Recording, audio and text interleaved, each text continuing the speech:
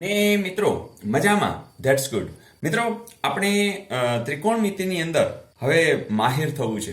ત્રિકોણમિતિના કોઈ પણ સમની અંદર આપણે પૂરેપૂરા માર્ક્સ ખેંચવા છે, એટલે એની પ્રેક્ટિસ ચાલુ થઈ ગઈ છે. જેમ કે તમારા માટે એક આ સમ મૂક્યો છે કે sin 45 વત્તા cos 45 કેટલા થાય. મિત્રો તમને ખબર છે કે sin 45 વત્તા cos 45 ઉતાવળમાં એક ન કરી નાખતા, કારણ કે ઓલી જે વાત હતી ને sin વર્ગ 45 વત્તા કોસ વર્ગ 45 હોય તો બરોબર છે, તો તમને ખ્યાલ છે કે તમે એક આવી શકે, કારણ કે વર્ગવાળું આપણા જે નિત્ય સમ છે એ ખબર છે. પણ જો અહીંયા તમે જોજો કે અહીંયા કઈ એવું છે નહીં. બીજી વસ્તુ તમને ખબર છે કે 0, 30, 45, 60 અને 90 તરત તમને યાદ આવી ગયું હશે. શું આવી ગયું હશે? કોષ્ટક. અને કોષ્ટકની અંદર એ પણ તમે સાવ ક્લિયર છો કે સાવ સિમ્પલ હોય છે. જેમ કે તમારી સામે જ આ રજૂ કરું છું.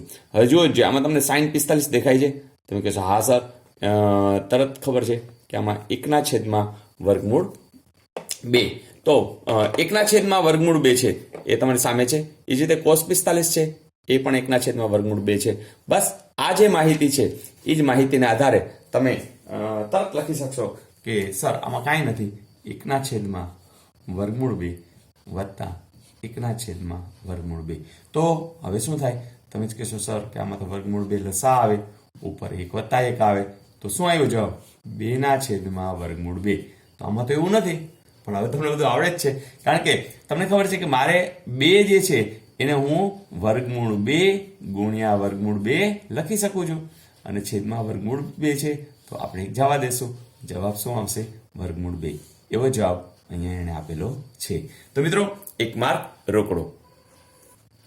આવા આપણે એક માર્ક ભેગા કરી અને સરોવર ભરવું છે, એટલે કે આપણી માર્કશીટ ભરચક કરી દેવી છે. મિત્રો અહીં પણ તમને બધું હવે તાજે તાજું જ છે, યાદ આવી જ જશે કે કાટકોણ ત્રિકોણ ABCમાં ખૂણો B કાટખૂણો સમાવતી બાજુના માપ, એટલે ખૂણો B કેવો છે? કાટખૂણો.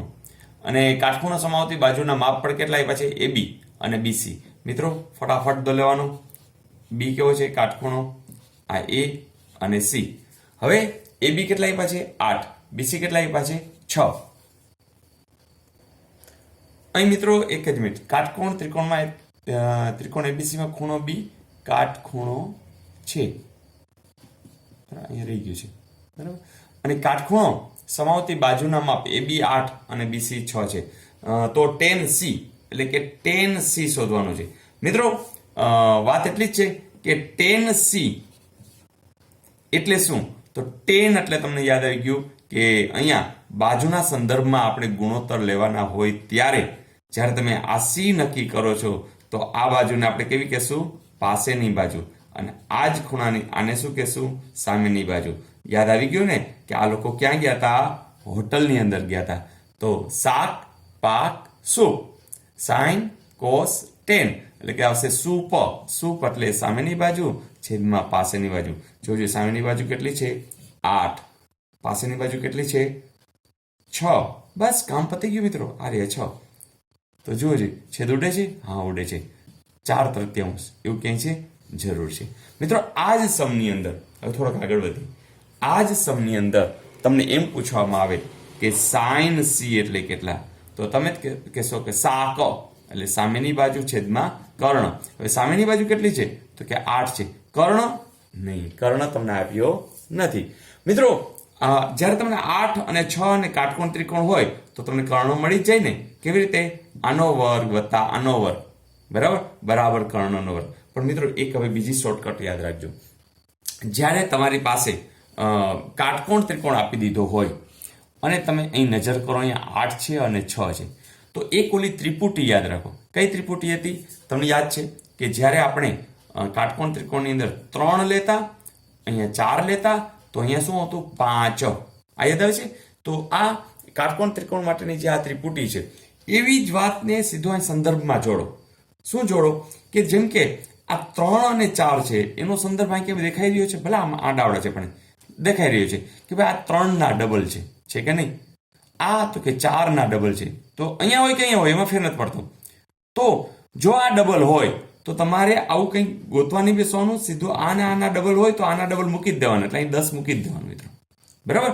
એટલે તમારે ઓલું જે 8નો વર્ગ ને 6નો વર્ગ કરવાની જરૂર પડશે નહીં. હવે કોઈ દાખલા તરીકે હું એમ કહું કે અહીંયા 30 છે, અહીંયા 40 છે, તો તમે તરત જ કહેશો ગણશો ને સીધા કેટલા હશે? 50. આ સમજાય છે મિત્રો? દાખલા તરીકે હું કહું 9, બરાબર, અહીંયા લખું 12, 9 અને 12 છે કાટખૂણો સમાવતી, તો અહીંયા શું આવશે? તો તમને ખબર પડી ગઈ 3 તેરી 9, 4 તેરી 12, તો અહીંયા તમને ખબર હશે કે કર્ણ કેટલો હશે? 5 તેરી ને 15. તો મિત્રો ખબર પડી ગઈ છે. તો હવે સાઇન સી સાના છેદમાં ક, એટલે અહીંયા 8 છે, એટલે આ 4 ના ડબલ છે, આ 3 ના ડબલ છે, તો હવે 5 ના ડબલ એટલે કે 10, એટલે 8 ના છેદમાં 10, એટલે કે જવાબ શું આવશે? 4 ના છેદમાં 5. તો આવી રીતે સ્પીડ કરવાની છે અને શોર્ટકટ જે મળે એની તમારે નોંધ કરવાની છે. Is it okay? જોઈએ નેક્સ્ટ. ને મિત્રો અહીંયા કોસેક થીટાના વ્યસ્તના વર્ગમાં કોસ થીટાનો વર્ગ ઉમેરતા ખાલી જગ્યા મળે. મિત્રો આવું કંઈ પૂછવાનું નથી, આ તમારા માટે મેં બનાવેલો સમજે. તો આપણે એકચ્યુઅલી શું કરી રહ્યા છીએ? પ્રેક્ટિસ કરી રહ્યા છીએ. એટલે મને એમ લાગે છે આપણે છે ને આ બીજો વિડીયો છે, અહીંયા પી લખી નાખી પ્રેક્ટિસનો, અને આ બીજો વિડીયો. તો મોર પ્રેક્ટિસ કરવી છે, કારણ કે ગમે તેમ પૂછાય આપણે જે કન્સેપ્ટ છે ક્લિયર હોવો જોઈએ. તો મને વિચાર આવશે એવા નવા નવા પણ મૂકીશ, અગાઉ પૂછાયેલા પણ મૂકીશ, કે જેથી કરીને તમારી પ્રેક્ટિસ જોરદાર થઈ જાય. હવે જો આવું ક્યાંય પૂછાયેલું નથી પણ તમને આવડે જ બધું, કારણ કે ગણિતની મજા જ છે ને કે સમજણ આવી જશે, તમે 1,00,000 દાખલા પણ આવડે, કારણ કે ગણિતને ગોખવું નથી. અને ગણિતનું એવી તૈયારી કરજો કે કદાચ બોર્ડની અંદર હો અને તમારું સાવ કમ્પ્લીટ થઈ જાય અને તમે આગલા દિવસે આનંદ સાથે તમે કંઈ ન કરો તો એ, કારણ કે આમાં કંઈ ભૂલાવાનું નથી. તમને અત્યારે પૂછે કોઈ કે 3 + 3 બરાબર કેટલા થાય, તો તમે પહેલા ધોરણની કે બીજા ધોરણની બુક ખોલશો, યાદ જ છે કે 3 + 3 6 થાય. તો પછી એના આધારે જ ખબર છે કે 3x + 3x પણ કેટલા થાય? 6x થાય. તો જે કંઈ ગણિતની મજા છે એ આ જ છે કે તમે એકવાર શીખી જાઓ, કન્સેપ્ટ ક્લિયર, બસ વાર્તા પૂરી. તો અહીંયા કોસેક થીટાના વ્યસ્ત, ચાલો એક એક શબ્દ ચાલે. કોસેક થીટાના વ્યસ્ત, ચાલો વ્યસ્ત વાળી વાત યાદ છે ને? આમ કરીને આમ કરતા હતા ને, બરાબર. તો અહીંયા તમને ખબર છે કે આવી રીતના આમ 3 વસ્તુ આપણે લીધી હતી, બરાબર. તો sine theta, cos theta, ten theta, કોટ થીટા અને સેક થીટા. એટલે તમે તરત કર્યું કે કોસ થીટા કોણ આવતું હતું? Sec theta. તો જોજો કોસ, સોરી અહીંયા હતું સાઇન થીટા, સોરી અહીંયા કોસેક થીટા હતા. સાઇન કોસ થીટા લખી જ દો એટલે તમને યાદ આવી જાય. કોટ થીટા અને સેક થીટા, બરાબર આમ હતું. તો આપણે કોસેક થીટાનું કીધું છે, એટલે તમને ખબર છે કે સાઇન થીટાનું વ્યસ્ત કોણ થાય? Cosec theta. કોસેક થીટાનું કોણ થાય? Sine theta. આ બધી ખબર જ છે.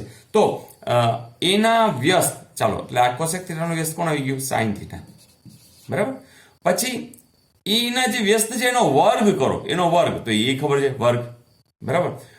એમાં કોસ થીટાનો વર્ગ ઉમેરો, એટલે કોસ થીટા હોય એનો સીધો વર્ગ. આ ચાલો ઉમેરો એટલે તો કે સરવાળો. જો મિત્રો તરત યાદ આવી ગયું ને? યસ, વર્ગવાળાના સૂત્ર 3, બરાબર ને? કે સાઇન વર્ગ થીટા વત્તા કોસ વર્ગ થીટા બરાબર કેટલા થાય? 1. તો અહીંયા તમને 1 ક્યાંક આપેલું જશે. તો વર્ગવાળા માત્ર 3 સૂત્ર યાદ રાખો છો તો વાત પૂરી થઈ ગઈ. તો તમે જુઓ છો આ વ્યસ્ત અને વર્ગ એ બંનેને ભેગા કરી અને આ અનુસંધાન પૂછ્યું છે. તો મિત્રો મને ખાતરી છે કે જેમ પ્રેક્ટિસ કરશું એમ તમારો કોન્ફિડન્સ વધશે અને માત્ર આમ વાંચશો સીધો જવાબ, કંઈ આ ગણવું નહીં પડે, કારણ કે તમને આમ સમજાશે કે આ વધીને પૂછી શું શકે, તો આવું જ પૂછી શકે, બીજું કંઈ આમાં કંઈ ખાસ છે નહીં. અને સૂત્રો તમને બધા યાદ છે હે, ઘરમાં જે મૂળિયા છે એ ખબર છે, ઘરમાં બધા વ્યસ્ત છે એ ખબર છે, આ વ્યસ્તવાળું મોલમાં જાય છે 90 રૂપિયા લઈને એ ખબર છે, હોટેલની અંદર શાક પાક ને સૂપ એ ખબર છે, અને આ વર્ગવાળા માત્ર 3 સૂત્ર યાદ રાખવા છે, બીજું કંઈ યાદ જ નથી રાખવું. અને કોષ્ટક પણ ખબર છે, બરાબર. 0 લીટી 1 1 1 3 2 2 2 વર્ગમૂળ 2 ને વર્ગમૂળ 2. મિત્રો ધારો કે તમે આ સીધો વિડીયો જોતા હોય તો મેં આગલા જે 2 લગભગ અડધી કલાકના આડેગાળે એવા 2 વિડીયો મૂક્યા છે એ જરૂર જોઈ લેજો. તમારા સૂત્ર કાયમી યાદ રહી જશે. ઊંઘમાંથી 2 વાગે પણ ઉઠાડીને પૂછે તમે સૂત્રો તો પરફેક્ટ બોલી શકશો. તો આપણા જે એનડીસી પરિવારના મિત્ર કહી રહ્યા હતા કે એ 10મા ધોરણના વિદ્યાર્થીઓને ભણાવતા હતા ત્યારે ઘણીવાર એને પ્રેક્ટિસ માટે ગોખા આવ્યા હતા, પણ સર કે તમારા વિડીયોથી બહુ મજા આવી ગઈ, એમને યાદ રહી ગયા. That's good. બસ તો વિદ્યાર્થીઓને મજા આવે, વિદ્યાર્થીઓ હોંશ ભરે, ગણિત ગણવા માંડે, એ તો આપણે કરવું છે. તો કેમ કે સૂત્ર જ લખ્યું છે ગણિત હવે ગમતું. તો મિત્રો જો તમે બોર્ડમાં છો તો 6 ગુણ, બાકીના વિદ્યાર્થીઓ સ્ટાફ સિલેક્શન, બેન્કિંગ, ગમે ત્યાં ત્રિકોણમિતિના 1 પણ માર્ક્સ જશે નહીં. અને હજુ તો કેટલી પ્રેક્ટિસ કરવાના છો મિત્રો. Wish you all the best. કાલે વધુ સમ સાથે મિલતે હૈ બ્રેક કે બાદ.